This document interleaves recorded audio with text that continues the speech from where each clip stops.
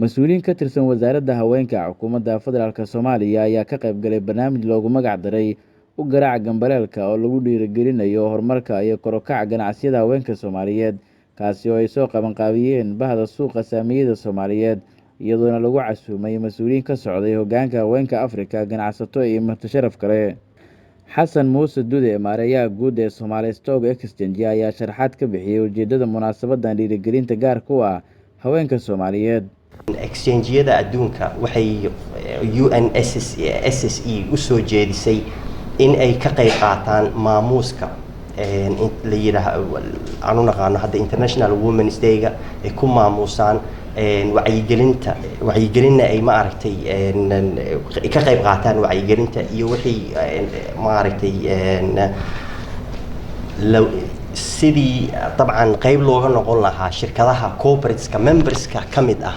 exchange-yadaas ay kaga qayb qaadan lahaayeen horumarinta genderka ama waxa loo yaqaano dabcan anagu waa haweenka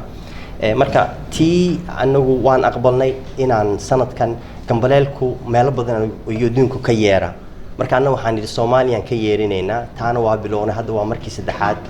hadda aan qabanayno eventigan.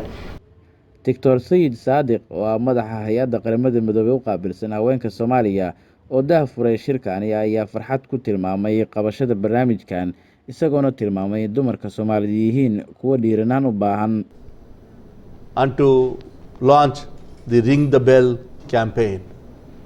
Once again, I avail this opportunity firstly on behalf of UN Women, the United Nations entity for gender equality and the empowerment of women, convey our appreciation to Somalia Stock Exchange and also to Mr. Hassan Dude for his high commitment to gender equality and also unwavering support and collaboration in partnering with UN Women and also a number of other entities that are there. I congratulate and acknowledge all of them that are mentioned there.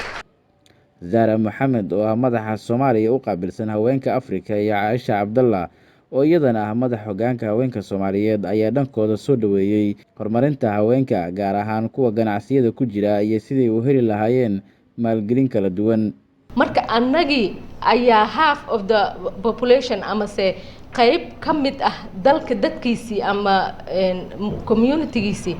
ayaan u dalbaynahan leenahay war xaqoodii hal la ilaaliyo marka xaqaas hadduu dhumo waxa waaye inta kale de maxay qaban karaan haweenka lix tiir laga kaalmeynaya tiirka koowaad waxa waaye women empowerment wax la yiraahdo si loo xoojin karaa haweenka kan labaad waxa waaye finance maalgelintooda oo bangiyada haddii ilaahay yiraahdo waa fadhiyaan lagu dahabshid iyo fadhiyaan loogu soo shubayo lacag ay haweenkaas iska leeyihiin marka dhinac kasto diyaar ayaan u nahay in dhalinyarada iyo haweenka aan la qabano waana soo booqan kartiin Facebook waxaan idinku soo dhaweynaa dhalinyaro adinka camal oo idin fahmayo. Gabagabadii munaasabaddan ayaa waxaa ka hadlay xubno ka socday wasaaradda haweenka iyo xuquuqul aadanaha dowladda federaalka Soomaaliya xilli ay maanta ku beegan tahay maalinta haweenka adduunka ee 8 Maarso. Haweenka doorkooda bulshada waa muhiim